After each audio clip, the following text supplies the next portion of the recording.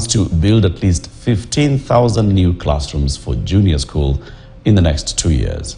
Speaking during the 63rd KNUT Annual Delegates Conference, Machogu further gave the government's commitment to ensuring all the recommendations by the Presidential Working Party on education reforms are implemented.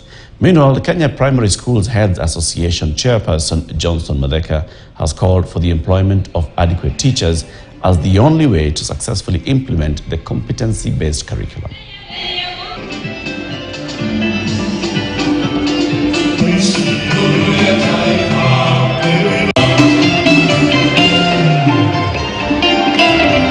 As head of institutions, I've been able to midwife the comprehensive schools since January this year, and they are ready to do it all through to grade 9, the time we shall hand them over to the senior school.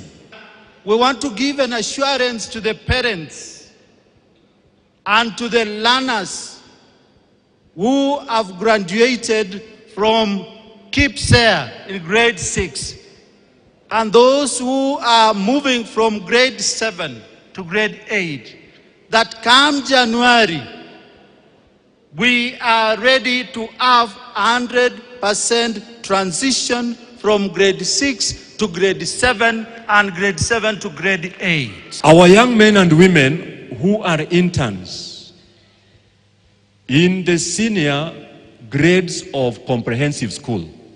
And the best we can do to this team is to negotiate properly so that they are automated into permanent and pensionable terms as teachers.